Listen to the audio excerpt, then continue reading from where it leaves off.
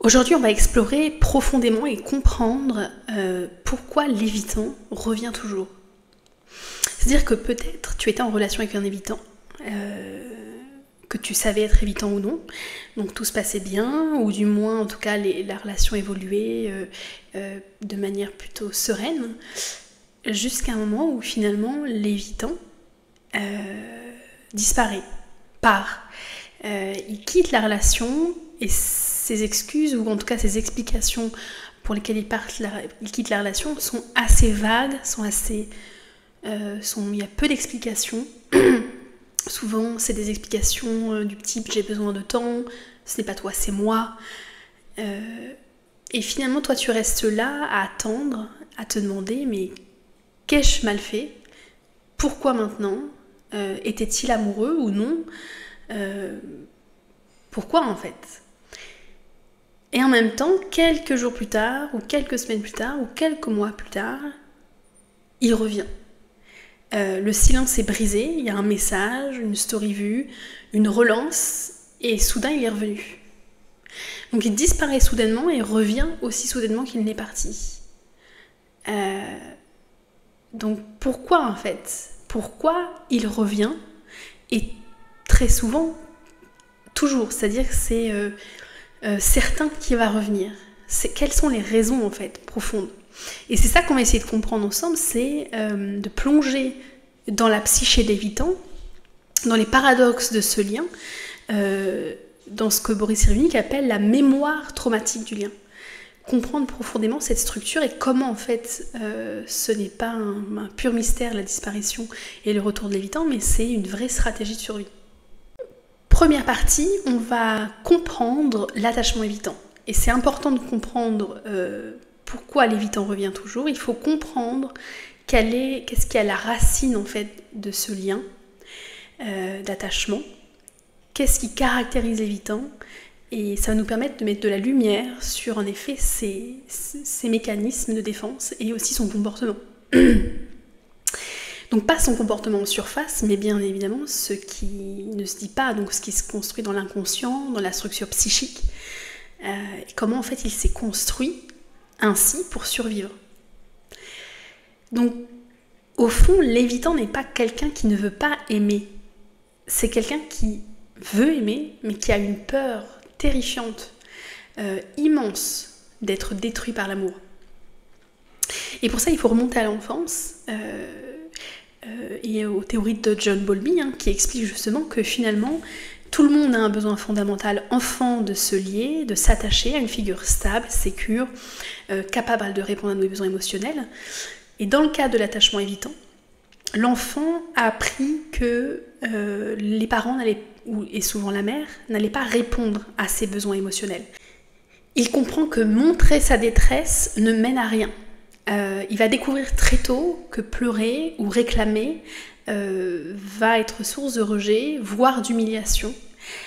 Donc il va s'adapter, il va se couper de ses émotions pour préserver le lien.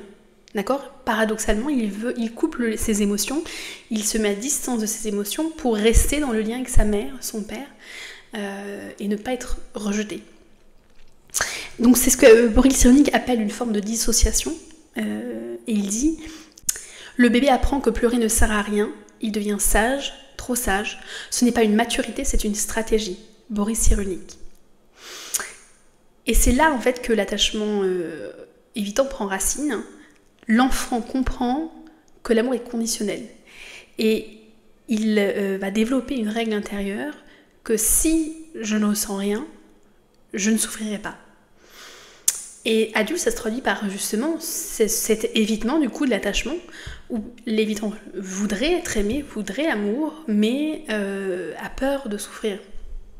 Donc c'est là tout le paradoxe de cet attachement, c'est que comme tout être humain, en fait, là, l'évitant n'est pas différent. Il veut aimer, il veut être aimé, il veut cette chaleur, ce partage, cette sécurité.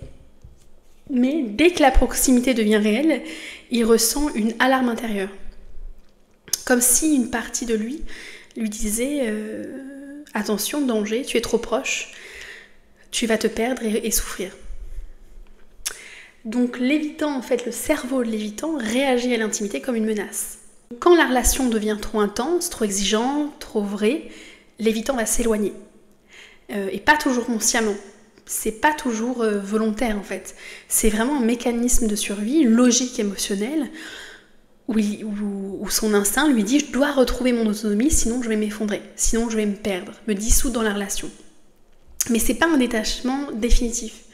L'évitant, comme on l'a dit, ressent aussi en fait, même s'il cherche à se couper de ses émotions, et le fait assez bien, le fait même, appris à anesthésier ses émotions, elles vont revenir au galop, elles vont revenir et il va à nouveau ressentir, et une partie de lui en fait continue à ressentir et a des émotions et des sentiments en fait pour la personne de laquelle il s'est éloigné. Donc c'est pour ça qu'il va le revenir. Donc troisième partie, c'est l'ambivalence de l'évitant. L'évitant, il croit profondément être libre, d'accord, d'être indépendant, de choisir son autonomie, et d'ailleurs souvent il le revendique, d'accord, il revendique son indépendance et il cultive cette illusion que il aime sa liberté, il est libre, etc. Et il le croit. Mais en réalité, sans le savoir, il est prisonnier en fait de cette autonomie. C'est une prison dorée. Parce que au fond de lui, vraiment, il veut aimer, il veut l'autre, il veut la présence, mais il a une peur profonde. Et c'est une véritable mémoire en fait inscrite dans son corps, dans les circuits émotionnels, où il a appris que voilà, le lien était source de danger, de souffrance. Comme l'écrit Boris Cyrulnik, le traumatisme de l'attachement laisse une empreinte muette qui conditionne les futurs liens à notre insu. Et chez l'évitant, donc comme son nom l'indique, évitant, cette empreinte va se traduire par une stratégie de repli, la fuite en fait. L'évitement, la fuite, où il va fuir toute forme de lien et se réfugier dans des idées telles que je ne suis pas prêt, je n'ai pas trouvé la bonne personne, j'ai besoin d'espace. Mais en fait, souvent, sous toutes ces justifications qu'il peut partager à son partenaire ou non, d'ailleurs, il y a une véritable angoisse. À la fois celle donc de se dissoudre dans le lien, mais derrière en fait tous ces mécanismes, il y a en vérité une vraie peur du rejet, de l'abandon, de ne pas être aimé pour ce qu'il est. Parce que le lien intime en fait va réactiver ses blessures enfant. Des blessures d'humiliation, d'abandon, s'il s'ouvre en fait émotionnellement, s'il montre ses besoins, s'il est vulnérable. Donc l'évitant voudrait aimer sans être vulnérable, aimer sans se montrer, aimer sans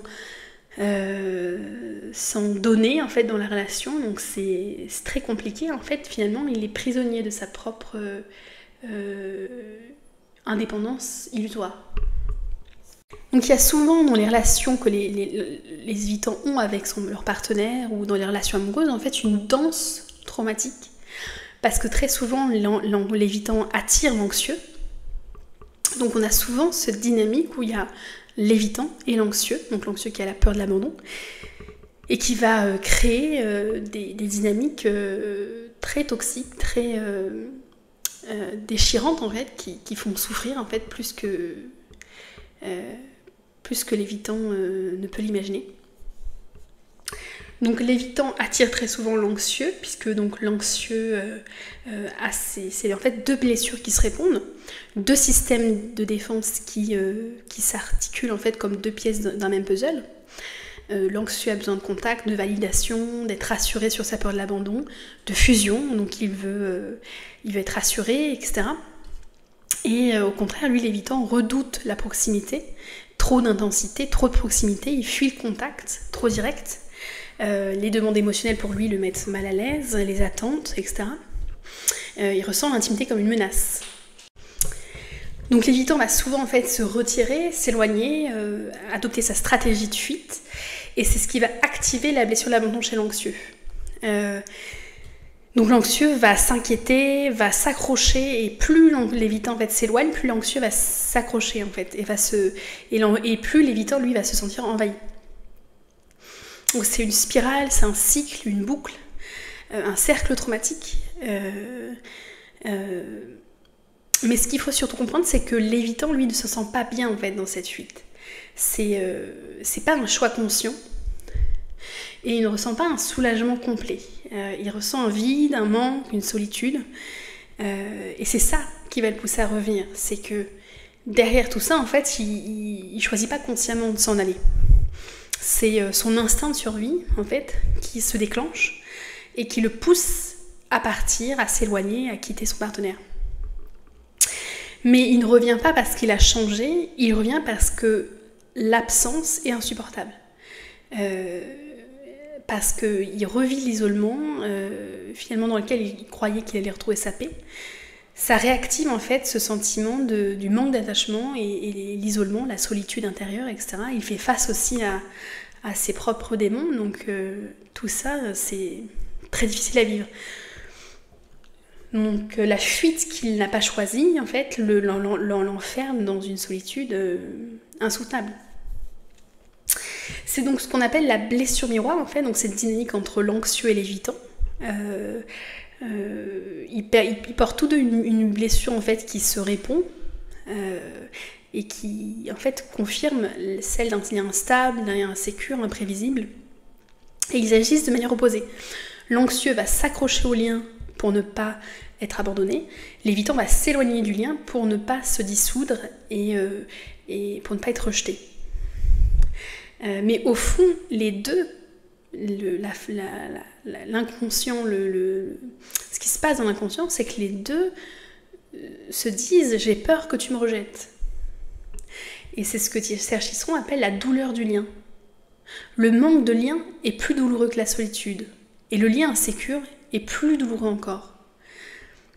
Donc, chez ces deux types d'attachement, il y a vraiment un conflit qui est permanent. Tout pour l'évitant, c'est que quand l'autre est là, il le vit comme une contrainte et il le vit mal, mais quand l'autre part, il le vit comme un abandon et une solitude, comme on l'a dit, intenable.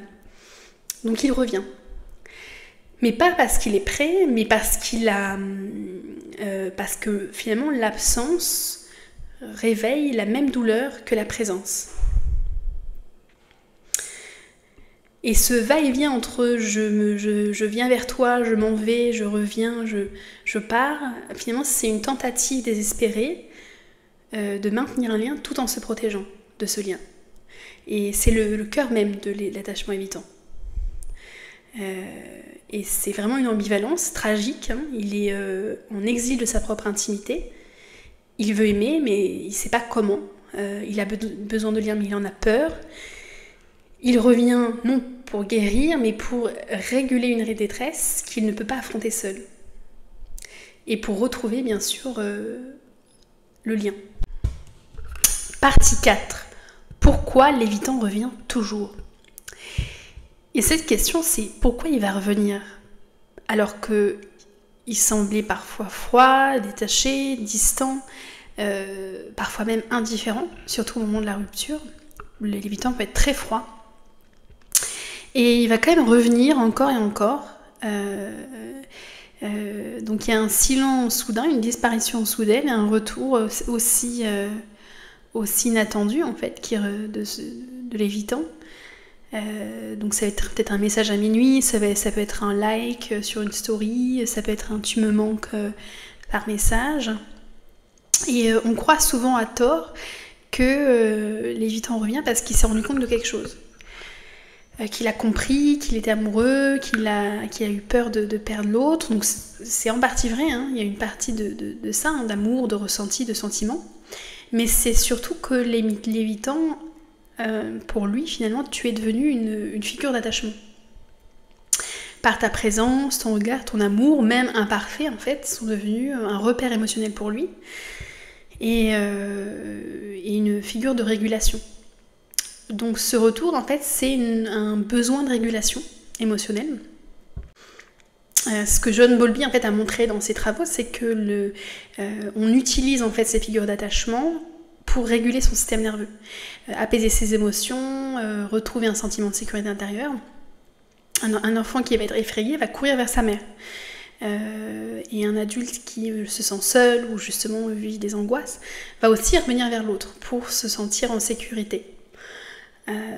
Et même s'il s'en est éloigné en fait, même s'il ne sait pas comment l'aimer. L'évitant, comme on l'a vu, finalement a appris très tôt à se couper de ses affects, à se débrouiller seul, à ne pas compter sur l'autre. Mais c'est une stratégie qui va fonctionner qu'en apparence. Et qui laisse l'évitant, qui lui laisse un vide énorme en fait. Et qui va se remplir par des distractions. Et c'est ce que Boris Cyrulnik décrit comme un creux de l'âme que l'on tente de combler par l'illusion du contrôle. Donc c'est pour ça que l'évitant revient en fait, non pas pour construire quelque chose, mais pour soulager temporairement une tension intérieure, un vide intérieur, parce que tu es devenu malgré toi en fait un point d'ancrage émotionnel, son refuge, même instable, et ce refuge il le redoute autant qu'il le désire. Le deuxième point, ça va être le paradoxe du manque. Un autre point crucial, c'est le manque chez l'évitant qui ne s'exprime pas de la même façon que chez l'anxieux. L'anxieux, lui, va ressentir le manque immédiatement, intensément. Il va souffrir, il va pleurer, il va chercher le contact. Au contraire, lui, l'évitant, il va mettre du temps à ressentir. Il nie d'abord ses émotions, il va tout rationaliser. Donc le manque, en fait, va revenir de manière diffuse, de manière lente, insidieuse. Et c'est un jour, en fait, sans raison, où l'apparente distance et indifférence de l'évitant s'effondre, en fait. Ça peut être un lieu, une chanson, ça peut être une mémoire, en fait, de l'autre. Et le souvenir de la présence de l'autre, le souvenir de l'autre, en fait, revient. Et la solitude, finalement, se fait sentir beaucoup plus fortement.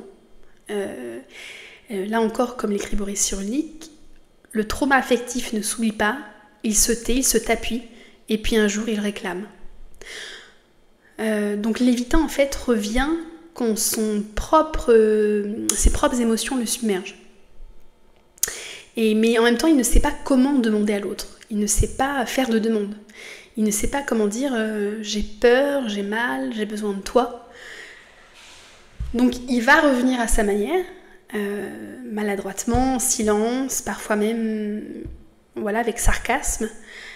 C'est souvent une demande de lien déguisée en fuite partielle, en fait, sans être vulnérable. L'évitant ne va pas faire de demande vulnérable directe, en fait. Le troisième point, c'est la nostalgie de la fusion. Il y a une troisième dimension importante en fait, à retenir chez l'évitant, c'est qui est plus subtile, c'est que l'évitant est nostalgique d'un lien qu'il n'a jamais vraiment connu. Une forme d'amour sécurisant, stable, accueillant. Il a peut-être jamais vécu ça, de toute sa vie. Mais il y a un besoin profond, en fait, primaire, qui est inscrit biologiquement en lui, de ce besoin d'attachement. Donc s'il t'a perçu comme une figure assurante, fiable, présente, il va revenir vers toi. Encore et encore parce que c'est comme une oasis émotionnelle, c'est une nourriture émotionnelle, spirituelle qu'il ne peut pas trouver seul en fait, qu'il ne peut pas quitter parce qu'il le désire profondément, il ne l'a jamais vécu. Serge Tisseron écrit « L'enfant blessé en nous revient toujours là où il a cru entrevoir un amour ». C'est pour ça que l'évitant revient toujours, c'est parce que c'est la promesse d'un amour qu'il a jamais connu. Enfin, le quatrième point, c'est l'impossibilité de la rupture nette. Il faut comprendre une chose essentielle, c'est que pour l'évitant, rompre, c'est pas simple. C'est pas quelque chose qui est aussi facile qu'on pourrait le croire.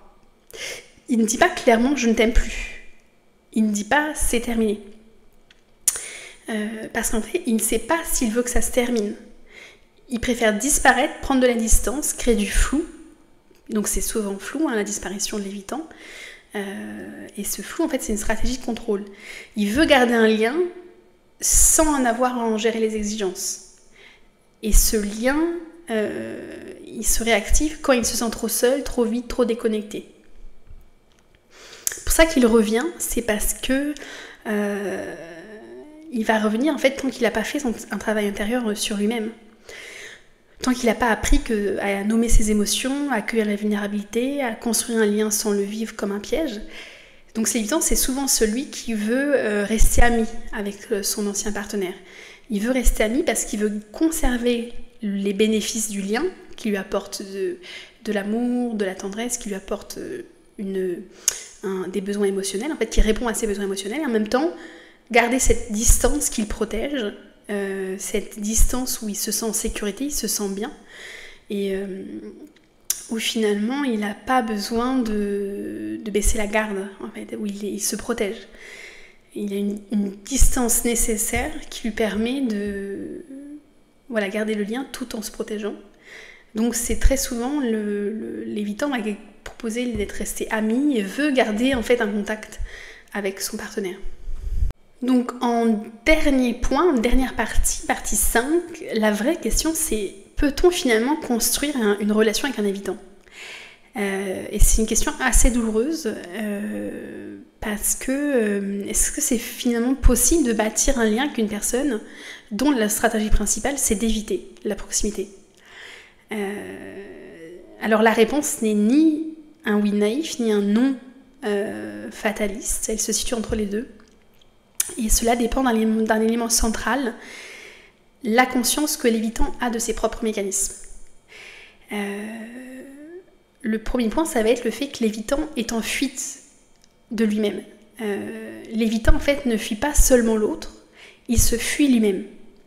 Il fuit ses émotions, sa douleur, sa dépendance affective qu'il nie. Il fuit son besoin d'amour qu'il minimise, ridiculise. Mais en même temps, ce besoin, il est là.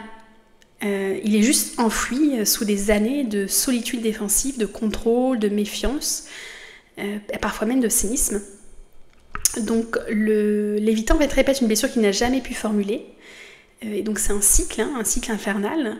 L'évitant va se rapprocher, panique, ensuite fuit, regrette, ressent le manque, revient et recommence. Il se rapproche, panique, fuit, regrette, ressent le manque, revient et recommence, indéfiniment. Et c'est pas de la mauvaise volonté, c'est qu'il n'est pas conscient de ces mécanismes. Il agit en fait de manière inconsciente.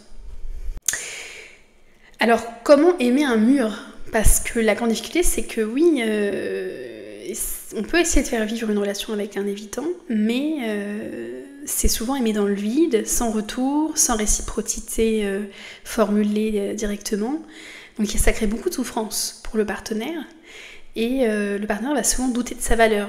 Même quelqu'un qui est sécure vis-à-vis d'un évitant va douter de lui, va douter de sa valeur, en se disant finalement si j'étais plus calme, plus indépendant, moins collant, peut-être qu'il resterait.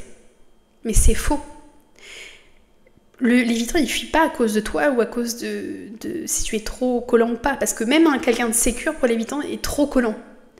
En fait, la moindre demande est de trop, en fait. C'est ça qui est fou, c'est que la moindre demande est de trop. Donc ce n'est pas dans ce que tu fais, dans les mots que tu as, dans l'attitude, etc. C'est pas ton comportement qui va faire fuir l'évitant. Il fuit parce que c'est le lien lui-même qui lui fait peur. Même si ce lien est stable, calme, mature, rassurant, le problème c'est pas ton besoin de lien à toi, c'est la manière dont finalement le lien est codé dans son système nerveux, la manière dont le lien est vécu comme une menace. Et parce qu'en fait pour l'évitant, l'amour n'est pas vécu comme un lieu de repos, de ressourcement. C'est un terrain miné. Chaque part vers l'intimité, en fait, active des alarmes intérieures, des souffrances, des douleurs. Voilà, pour construire quelque chose avec une personne qui vit comme ça le lien aussi difficilement, c'est possible, mais il y a des conditions à respecter. Il y a 2 conditions, notamment. Il faut d'abord que l'évitant veuille se rencontrer lui-même. Donc, il faudrait que, finalement, l'évitant comprenne son fonctionnement, de voir en fait sa souffrance, de voir ses émotions, de se rencontrer en fait, d'être en lien avec lui-même. Il doit apprendre à tolérer la proximité, sans s'effondrer, sans fuir. Donc apprendre à voir sa propre vulnérabilité, à accepter sa vulnérabilité et celle de l'autre. Donc ça demande du travail, de la thérapie, de l'introspection. Pas seulement de la patience, c'est aussi un vrai travail sur lui en fait, où il doit comprendre son mécanisme et trouver de nouvelles stratégies en fait pour se lier. Et le deuxième condition, c'est qu'il faut que l'autre arrête de se sacrifier. C'est-à-dire que l'autre n'est pas l'infirmière ou n'est pas l'infirmier de l'évitant. D'accord ? Parce que l'autre va attendre, essayer de comprendre, anticiper, apprend à pas trop demander, va réduire ses besoins émotionnels, sa propre lumière, pour ne pas effrayer l'évitant. Mais c'est hyper toxique, cette dynamique. C'est très toxique, parce que tu peux pas bâtir une relation sur la peur de l'abandon de l'autre. Tu peux pas faire de la place à quelqu'un qui veut pas prendre cette place. Et tu peux pas sacrifier ton besoin de lien pour ménager sa peur, en fait. C'est s'affirmer et c'est arrêter de marcher sur des œufs, comme on dit, pour éviter que l'évitant s'en aille, en fait. Et c'est une forme de dignité de soi. C'est la seule manière d'aider l'évitant, en fait, c'est de se transformer. C'est l'aider à se transformer, surtout. C'est pas de jouer un jeu au chat et à la souris. C'est ne pas tolérer l'absence, l'ambiguïté, le chaud et froid que lui propose. C'est poser des limites claires avec l'évitant. Et c'est dans cette limite que l'évitant peut commencer à réaliser son fonctionnement et réaliser qu'il fait un choix de perdre l'autre ou de choisir l'autre. Et aussi de réaliser que toutes ces stratégies le condamnent à l'isolement. Conclusion, donc, il faut bien sûr comprendre pourquoi l'évitant revient toujours, et on l'a compris, d'accord, il est toujours tiraillé entre la peur profonde et finalement son besoin d'amour. Donc c'est un va-et-vient, c'est un chaud et froid, il revient, il s'en va, il revient, pour créer une distance et éviter de trop s'attacher, hein. Finalement il a peur, mais c'est pas un manque d'amour. D'accord, l'évitant aime aussi, ressent des sentiments, ressent des émotions. Elles sont moins intenses que l'anxieux puisqu'elles sont souvent anesthésiées et contrôlées, mais il ressent aussi beaucoup d'amour. Mais dans cette question-là, il ne faut pas se perdre. Et il ne faut pas que le partenaire, ou vous, si vous êtes la personne qui attendait l'évitant, attendait le retour de l'évitant, ou essayez de comprendre l'évitant, c'est pas à vous de vous adapter à l'évitant et de vous perdre dans la relation à vous-même et de vous abandonner pour finalement que l'autre vous aime et pour que l'évitant vous aime et de combler les besoins de l'évitant, donc de se faire petit, de marcher sur des œufs, de faire le moins de demandes possible, de nier son propre besoin pour l'évitant. Il faut d'abord se reconnecter à soi et considérer qu'on est d'abord la première personne importante, que vous êtes d'abord la personne la plus importante et que vous avez le droit d'avoir des besoins émotionnels et que l'évitant ne peut pas comme ça revenir et s'en aller de votre vie sans vous prendre en considération. Donc c'est important de poser ses limites avec l'évitant, avec soi-même, avec l'évitant. Mais en même temps, voilà, la bonne nouvelle, c'est que l'évitant, il peut guérir et c'est pas une stratégie qui est figée, heureusement, mais il doit choisir de le faire. Il doit prendre en charge, c'est pas à l'autre de jouer les infirmiers qu'on a pu le dire, c'est à lui de se choisir, de faire le choix de changer en fait de fonctionnement.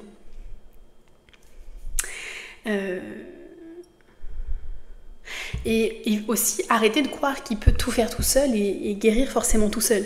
Comme le dit encore Boris Cyrulnik, on ne guérit pas seul, mais on guérit seulement avec ceux qui veulent guérir avec nous.